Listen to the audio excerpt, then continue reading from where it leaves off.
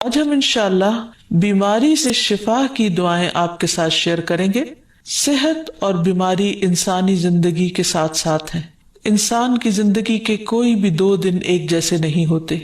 آج اگر انسان خوش ہے تو کل اداس ہوگا،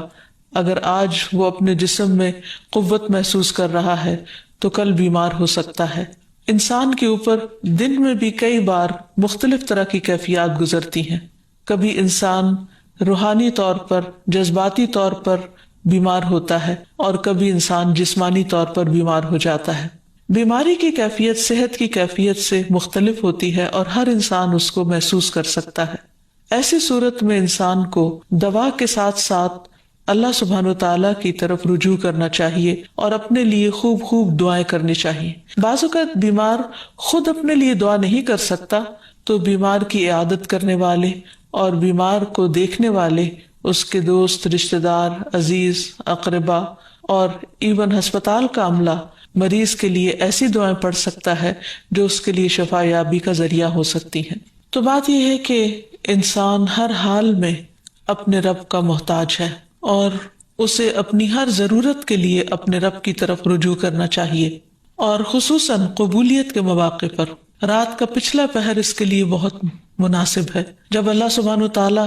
بندوں کو پکارتے ہیں کہ ہے کوئی جو مجھ سے دعا کرے تو میں اس کی دعا قبول کر لوں، ہے کوئی جو مجھ سے سوال کرے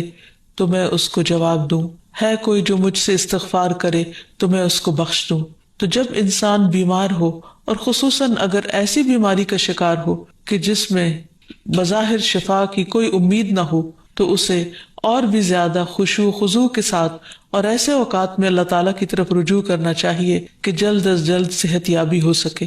اور اس سلسلے میں کبھی بھی انسان کو اللہ تعالیٰ سے مایوس نہیں ہونا چاہیے۔ پھر یہ بات یاد رہے کہ جب انسان دعا کرے تو اس سے پہلے اللہ سبحانہ و تعالیٰ کی تعریف کے کلمات کہنا نہ بھولے۔ تو آئیے آج ہم آپ کو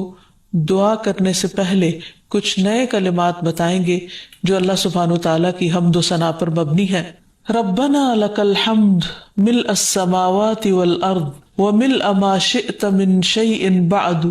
اہل الثناء والمجد احق ما قال العبد وكلنا لك عبد اللهم لا مانع لما اعطيت ولا معطي لما منعت ولا ينفع ذا الجد منك الجد۔ اے ہمارے رب، تمام تعریفیں تیرے ہی لیے ہیں جن سے آسمان اور زمین بھر جائیں، اور اس کے بعد جو تو چاہے وہ بھی اس سے بھر جائے۔ تو ہی تعریف اور بزرگی کے لائق ہے۔ بندے جو کہتے ہیں تو ان کا سب سے زیادہ حقدار تو ہے، اور ہم سب تیرے بندے ہیں۔ اے اللہ، جسے تو عطا کرنا چاہے اس سے کوئی روک نہیں سکتا،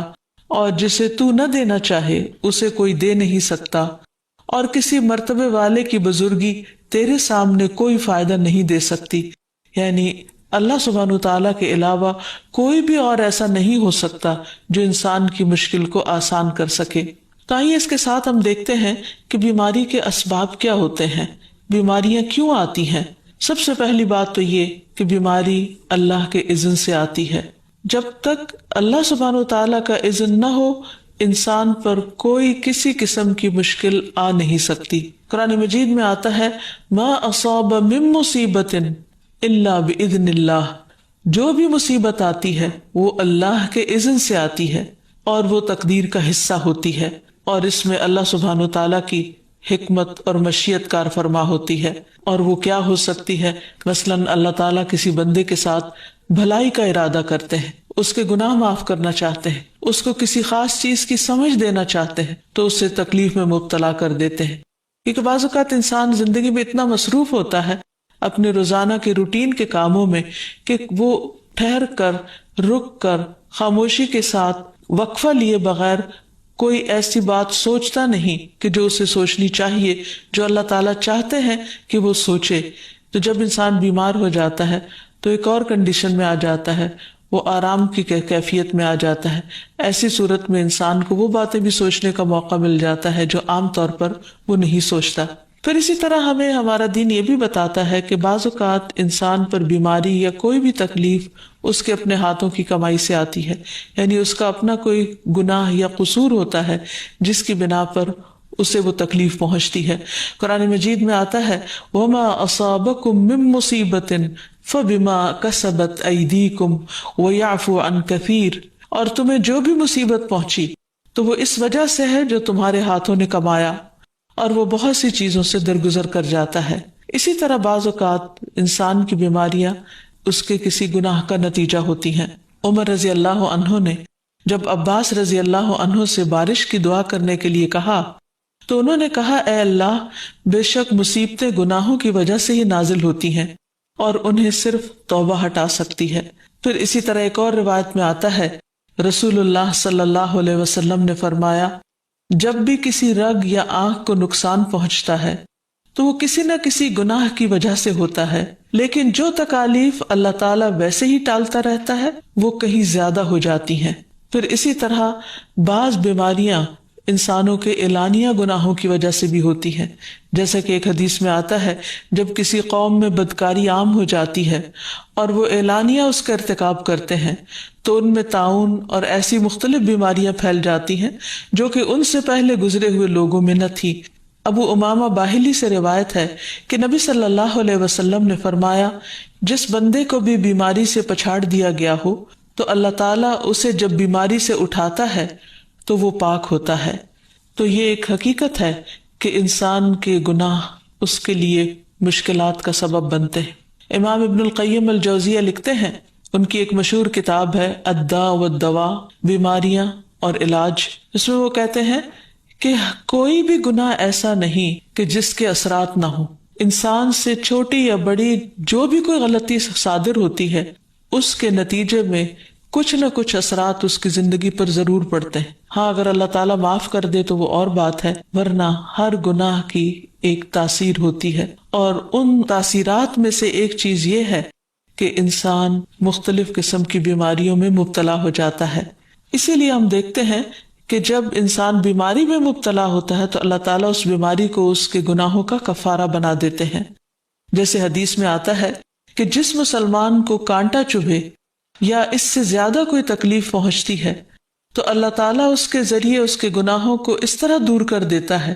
جس طرح درخت سے اس کے پتے جھڑتے ہیں۔ تو اس سے ہمیں یہ پتہ چلتا ہے کہ بیماریوں کے آنے کے مختلف اسباب ہوتے ہیں۔ بیماری بہرحال جس بھی وجہ سے آئے، لیکن اصل چیز دیکھنے کی یہ ہے کہ مومن کا رویہ کیا ہے۔ مومن کو اگر کوئی کانٹا بھی چبھتا ہے تو وہ اس پر صبر کرتا ہے۔ اس لیے بیماری یا تکلیف کے آنے پر انسان کو اللہ سے راضی رہنا چاہیے، شکوہ نہیں کرنا چاہیے، کیونکہ جو اللہ سے راضی ہو جاتا ہے کسی آزمائش پر،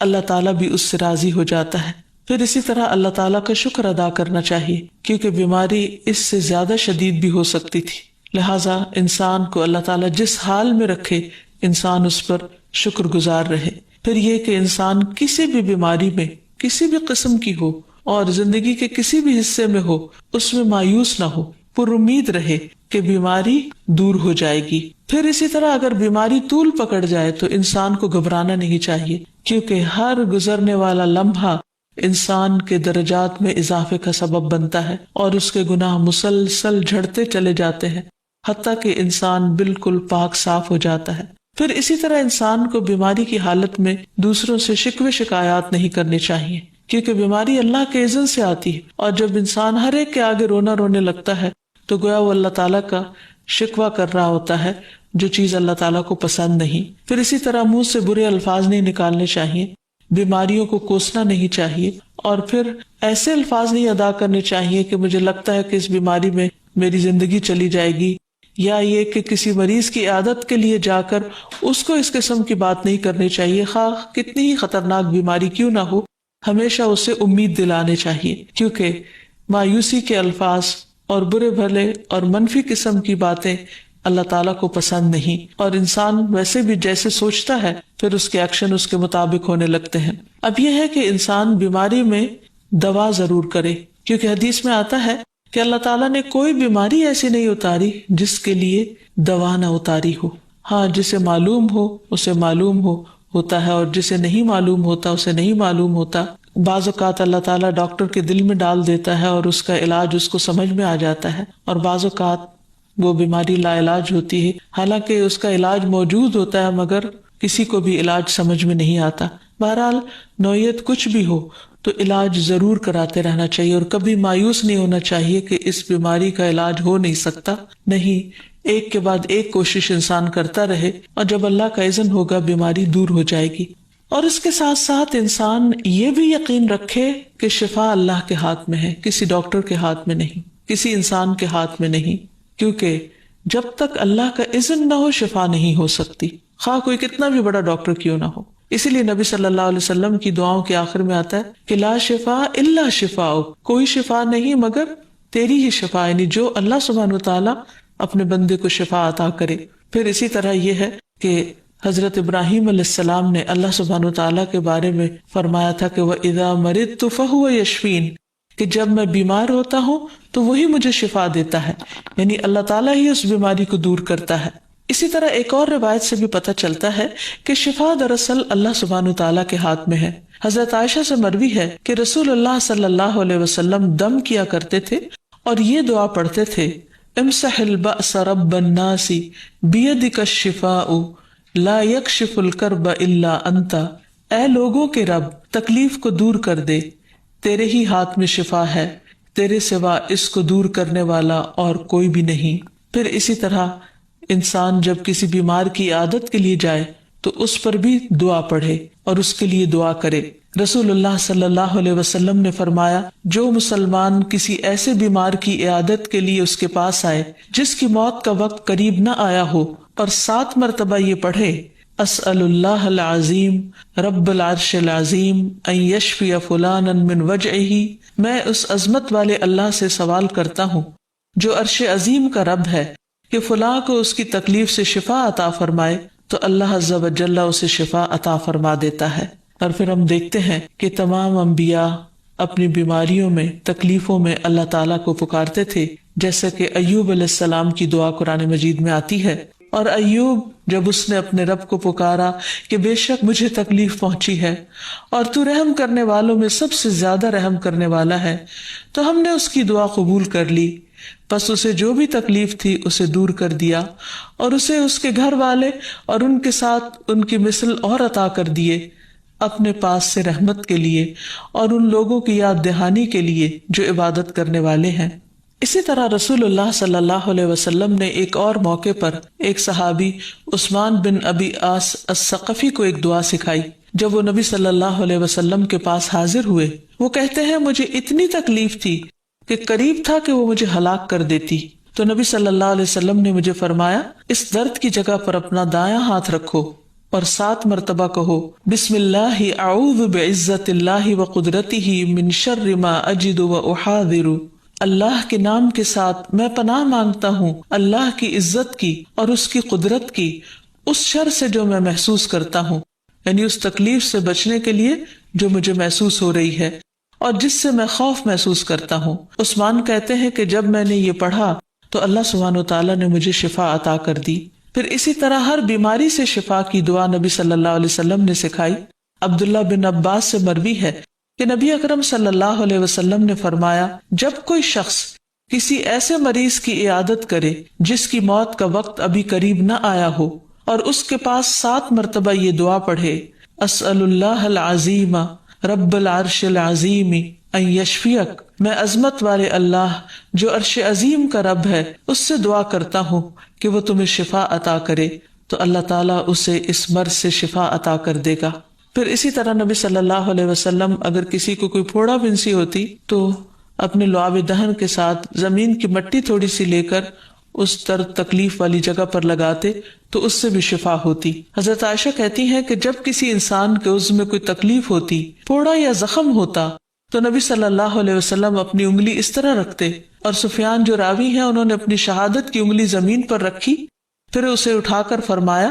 بسم اللہ تربت اردنا بریقت بعدنا لیشفى به سقیمنا باذن ربنا، اللہ کے نام کے ساتھ ہماری زمین کی مٹی ہمارے رب کے حکم سے ہم میں سے بعض کے تھوک کے ساتھ ہمارے بیمار کو شفا دی جائے. یعنی لعاب دہن کا اپنا ایک اثر ہوتا ہے، اور لعاب دہن جو ہے ایک طرح سے دوا کا کام کرتا ہے، اور اللہ کا نام لے کر جب لعاب دہن لگایا جائے تو شفا ہوتی ہے. جیسے کہ ایک اور موقع پر نبی صلی اللہ علیہ وسلم نے ایک جلے ہوئے مریض کے اوپر یہی دعا پڑھ کر لعاب دہن لگایا تو اللہ تعالیٰ نے اس مریض کو شفا یاب کر دیا، اور وہ دعا تھی اذہب البأس رب الناس واشف انت الشافی لا شفاء الا شفاؤک شفاء لا یغادر سقما۔ پھر اسی طرح ایک موقع پر ایک قبیلے کے سردار کو جب بچھو نے کاٹ لیا اور اس کے جسم میں زہر پھیل گیا تو ایک صحابی نے سورۃ الفاتحہ پڑھ کر اس پر دم کیا تو اس سے اس کو شفا ہو گئی، اور یہ بات جب نبی صلی اللہ علیہ وسلم کو بتائی گئی تو آپ اس پر خوش ہوئے۔ اور سورۃ فاتحہ سب لوگوں کو آتی ہے، اسی لیے اس کا نام سورۃ الشفا بھی ہے، کیونکہ یہ بیماری میں بطور علاج پڑھی جاتی ہے مریض پر۔ مریض خود بھی پڑھ سکتا ہے اور اس کے اٹینڈنٹس بھی اس پر پڑھ سکتے ہیں۔ حضرت علی رضی اللہ تعالیٰ عنہ کہتے ہیں کہ نبی صلی اللہ علیہ وسلم کو بچھو نے ڈس لیا اور آپ نماز پڑھ رہے تھے۔ جب آپ نماز سے فارغ ہوئے تو آپ نے فرمایا اللہ تعالیٰ بچھو پر لعنت کرے، یہ نہ نمازی کو چھوڑتا ہے نہ کسی اور کو۔ پھر آپ نے پانی اور نمک منگوایا، آپ اس پر ملتے جا رہے تھے اور یہ صورتیں پڑھ رہے تھے قل یا ایھا الکافرون وقل اعوذ برب الفلق اور قل اعوذ برب الناس، تو یہ بھی ایسے مواقع پر پڑھی جا سکتی ہیں۔ پھر اسی طرح یہ ہے کہ اگر کسی بھی دوا یا دعا سے مریض صحت یاب نہ ہو رہا ہو، اس کی تکلیف کم نہ ہو رہی ہو، تو بھی موت نہیں مانگنی چاہیے، کیونکہ مومن کے لیے زندگی ایک بہت بڑی نعمت ہے۔ وہ جس بھی حال میں گزرے بہرحال وہ اسے آخرت کمانے کا ذریعہ بنا سکتا ہے، یعنی اگر وہ تکلیف میں اس کی زندگی گزر رہی ہے اور اس پر وہ صبر کر رہا ہے اور اللہ کو یاد کر رہا ہے تو اس کے بے پناہ درجات بلند ہونے کا ذریعہ ہے، یعنی یہ بیماری اس کے لیے بلندی درجات کا ذریعہ بن جاتی ہے۔ اس لیے کبھی بھی موت نہیں مانگنی چاہیے۔ ہاں اگر تکلیف حد سے بڑھ جائے تو انسان یہ دعا مانگ سکتا ہے اللہم احینی ما کانت الحیات خیرا لی وتوفنی اذا کانت الوفات خیرا لی۔ اے اللہ جب تک میرے لیے زندگی بہتر ہو مجھے زندہ رکھ، اور جب میرے لیے وفات بہتر ہو تو مجھے وفات دے دے۔ تو اللہ تعالیٰ سے دعا ہے کہ اللہ تعالیٰ تمام بیماروں کو صحت اور شفا عطا فرمائے اور ہمیں بیماری اور آزمائش کے موقع پر اپنی طرف رجوع کرنے کی توفیق دے